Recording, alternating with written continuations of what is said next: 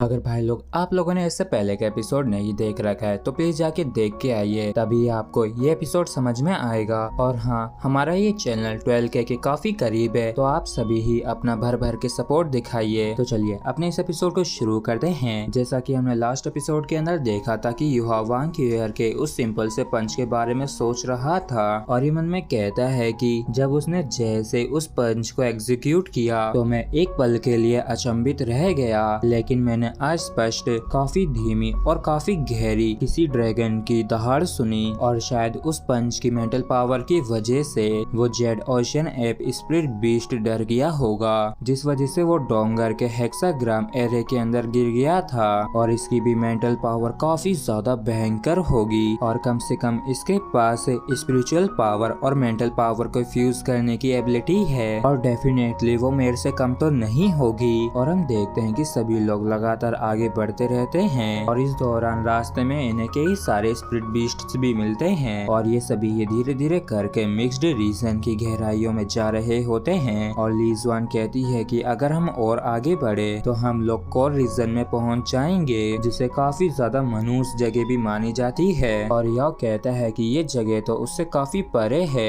जहाँ मैंने पहले उद्यम किया था। और शायद भाई लोग ये उस समय की बात कर रहा है जब ये जुआन लाओ के साथ यहाँ पे आया था। और यह मन में कहता है कि घबराहट को महसूस करने के अलावा मैं थोड़ा बहुत एक्साइटेड भी हूँ। और अब क्योंकि रात का समय था इसलिए जांग ली जुआन ने पहरा देने वाली ड्यूटी को अरेंज कर दिया होता है और ज्यादातर समय रुओ और इसने ही ध्यान रखा, जबकि बाकी के समय के लिए युहा और वांग क्यूयर जिम्मेदार होंगे। और फिर ली जुआन युहा और वांग क्यूयर के पास जाके कहते हैं कि युहा और वांग क्यूयर अब हम पहरेदारी को तुम दोनों के ऊपर छोड़ते हैं। तो यह कहता है कि सीनियर सिस्टर कोई भी प्रॉब्लम नहीं है, आप बस जल्दी आराम कर लेना। और ली जुआन के यहाँ से जाते ही वो युहा ने तुरंत ही अपनी मेंटल डिटेक्टर को एक्टिवेट कर लिया होता है और इसे वांग क्यूयर के साथ शेयर करने लगता है। तो वांग क्यूयर कहती है कि ये स्पिरिट टेक्निक काफी बढ़िया है और यह अपनी इस टेक्निक को इस्तेमाल करते हुए वांग क्यूयर को काफी ध्यान से देखने लगता है और ये मन में कहता है कि ये तो कितनी ज्यादा प्रिटी है। और ऐसे समय पे बताना काफी ज्यादा मुश्किल होता है कि ये डोंगर है या फिर वांग क्यूयर। और फिर यह एक ब्रेड को बाहर निकालते हुए वांग क्यूयर से पूछता है कि क्या तुम इसे खाना चाहोगी। तो वांग क्यूयर पूछती है कि क्या इसे तुमने खुद बनाया है। तो यह कहता है कि डोंगर थोड़ी नखरेबाज है अपने खाने को लेके, इसलिए ही मैं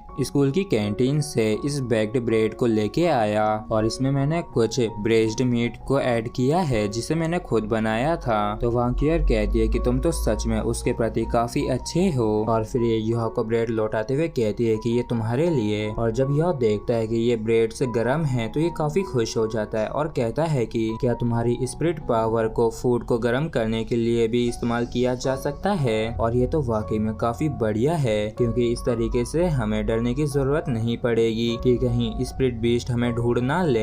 तो वांग क्यूयर कहती है कि मुझे दो और दो। तो यह इसे दे देता है और खाते हुए कहता है कि इसका मांस तो पिघल सा गया है और फ्रेश और सॉल्टी मीट का जो रस है वो बेक्ड ब्रेड के अंदर मिल गया है। और ये जो बेक्ड ब्रेड दोबारा गर्म हुआ है तो ये सैंडविच डेफिनेटली पहले से कहीं ज्यादा टेस्टी है जब ये पहले ठंडा और कठोर था। और फिर यह खुश होते हुए कहता है कि मैंने बिल्कुल भी एक्सपेक्ट नहीं किया था कि तुम्हारे पास ऐसी भी एबिलिटी होगी और ऐसे में अब हमें ठंडा राशन नहीं खाना पड़ेगा। तो वांग क्यूयर कहती है कि ये बस एक बारी के लिए ही था और इसे तुम अपनी ग्रिल्ड फिश के लिए धन्यवाद मान सकते हो। तो यह इस बेक्ड ब्रेड को खाते हुए कहता है कि क्या मुझे एक हाथ की दूरी बनाए रखने की जरूरत है क्या, और वैसे भी हम सभी ही टीममेट्स हैं। तो वांग क्यूयर कहती है कि ओ सच में, तो फिर क्यों मुझे उसके अंदर से शत्रुता महसूस होती है। और वांग क्यूयर की इस बात को सुनकर यह चौंक जाता है और कहता है कि तो यह कहता है कि सच कहूँ तो मैं भी ये समझ नहीं पाया हूँ और ऐसा इसलिए भी हो सकता है क्योंकि तुम दोनों काफी ज्यादा हद तक एक जैसी ही दिखती हो, तो इसलिए ही उसे तुम पे शक होगा और मुझे पूरा विश्वास है कि समय सब कुछ साबित कर देगा।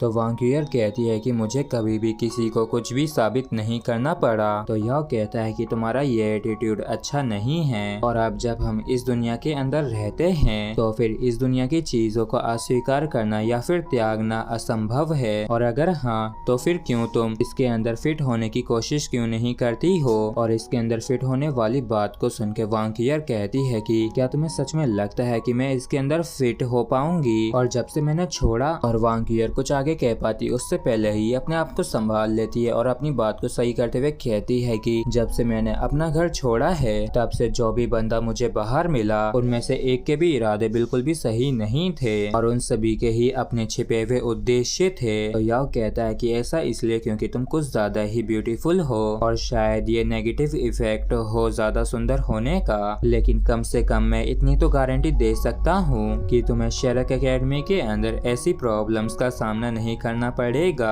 तो वांग ईयर कहते हैं कि तुम ये सिर्फ अपने लिए ही कह सकते हो। और वांग ईयर जिस बेक्ड ब्रेड को खा रही थी उसे ये फेंकते हुए कहती है कि और मेरा पेट भर चुका है इसलिए अब मुझे इसे और नहीं खाना है। और हम देखते हैं कि ये ब्रेड से याओ के पैरों में जा गिरते हैं और इस चीज को देख के याओ के अचानक से इमोशंस पूरी तरीके से चेंज हो जाते हैं और ये बिना कुछ कहे उन ब्रेड्स को उठा के साफ करने लगता है। और याओ को ऐसा करते हुए वांग ईयर भी इसे ही देख रही होती है और तभी याओ इसे काफी ज्यादा गुस्से वाली नजरों से देखता है। तो वांग ईयर कहती है कि क्या तुम लड़ना चाहते हो? तो याओ मुंह फेरते हुए कहता है कि अगर हम कहीं और होते तो हाँ मैं सच में लड़ना चाहता। और क्या तुम जानती हो कि इस बेक्ड ब्रेड जैसा एक छोटा सा पीस भी किसी की जिंदगी को भी बचा सकता है। और मुझे ये मत बताना कि तुमने कभी भी भूख को एक्सपीरियंस नहीं किया है। तो वांग ईयर कहती है कि ताकतवर लोग कभी भी भूखे नहीं रहते हैं। तो यह कहता है कि ताकतवर लोग तब क्या तुम कोई पावरफुल पर्सन थी जब तुम्हारा जन्म हुआ था और उस समय ताकतवर लोग सिर्फ तुम्हारे पेरेंट्स थे। और याओ की इन बातों को सुन के वांग ईयर हिचकिचाते हुए कहती है कि आखिर तुम कैसे जानते हो कि मैं पावरफुल पर्सन नहीं थी जब मैंने जन्म लिया था, और वैसे भी ये बस एक बेक्ड ब्रेड का एक बेकार सा टुकड़ा है। तो याओ कहता है कि हाँ ये बेक्ड ब्रेड का बस एक टुकड़ा है लेकिन मेरे लिए ये बेक्ड ब्रेड का ये पीस एक अपॉर्चुनिटी को रिप्रेजेंट करता है लगातार सरवाइव करने के लिए। और फिर यह इस बेक्ड ब्रेड को आराम से खाने लगता है और क्योंकि यह इसे खाते हुए काफी इमोशनल हो गया था तो इसकी आंखों में से भी आंसू टपकने लगते हैं। और ये तो वाकई में काफी ज्यादा इमोशनल हो गया था और इसे इतना ज्यादा इमोशनल देख के वांग ईयर भी काफी हैरान होती है। और इसी के साथ फ्रेंड्स एपिसोड भी हमारा यहीं पे खत्म होता है। अगर आप लोगों को वीडियो अच्छा लगा हो तो प्लीज चैनल को सब्सक्राइब और वीडियो को लाइक करना ना भूलें। Thank you.